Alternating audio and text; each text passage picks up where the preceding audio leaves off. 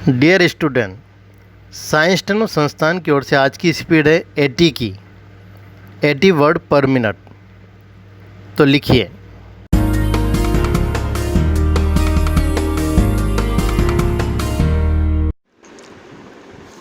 महोदय, मैं आपके यहाँ बहुत उत्सुकता के साथ इसलिए आया हूँ कि मैं अपनी आँखों से यह देख सकूं कि यहाँ क्या क्या हो रहा है और क्या करने का विचार है।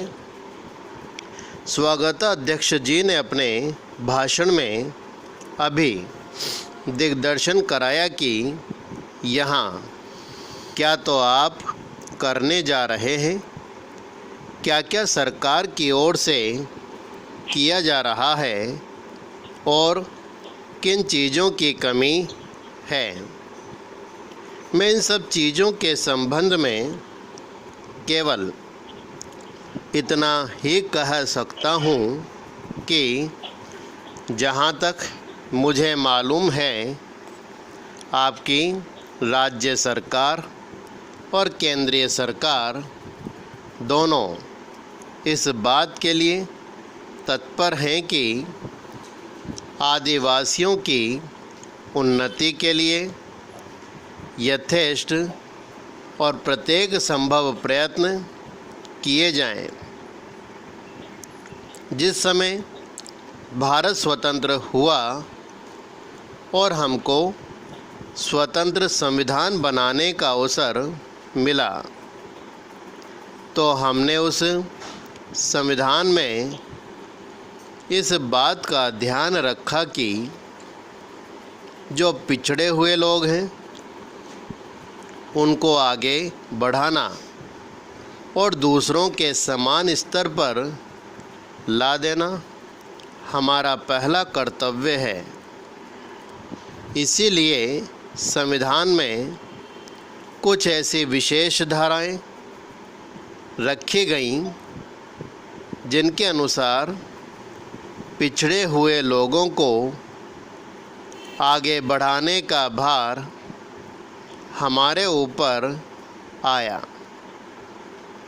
पिछड़े हुए लोगों में 3 प्रकार के लोग हैं। कुछ तो वे हैं जो अछूत माने जाते हैं।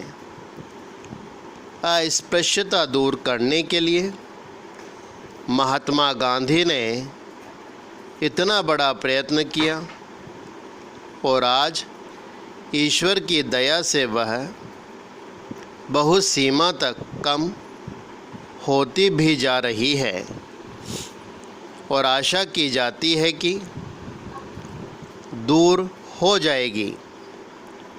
दूसरे लोग जो पिछड़े हुए समझे जाते हैं, आदिम जाति के लोग हैं। ये सारे भारतवर्ष में अलग अलग स्थानों में फैले हुए हैं, विशेषकर पहाड़ी और जंगली क्षेत्रों में। इनकी संख्या देश में प्राय 2 करोड़ है। 35 करोड़ में यदि 2 करोड़ व्यक्ति इस प्रकार पीछे रह जाएं, तो वह हमें शोभा नहीं देता। उनकी उन्नति करना हमारा परमावश्यक काम है। उनके अतिरिक्त कुछ वे लोग हैं जो इन दोनों से अलग, परंतु वे भी किसी कारणवश अन्य की तुलना में पीछे हैं। इन सब के लिए हमारे संविधान में अलग अलग व्यवस्था की गई है। विराम पैरा। जहाँ तक आदिवासियों का प्रश्न है, उनके लिए विधान मंडलों और संसद में स्थान सुरक्षित रखे गए हैं। इन स्थानों के लिए वे अपने प्रतिनिधि चुनते हैं जो वहाँ जाकर उनके सुख दुख को रख सकते हैं और वहाँ से उनकी भलाई के लिए कुछ करवा सकते हैं। आज दिल्ली में जो संसद है और सभी राज्यों में जो विधानमंडल है, उन सबके सदस्यों में आदिवासियों के प्रतिनिधि भी हैं और उनको वही अधिकार प्राप्त है जो और किसी दूसरे प्रतिनिधि को।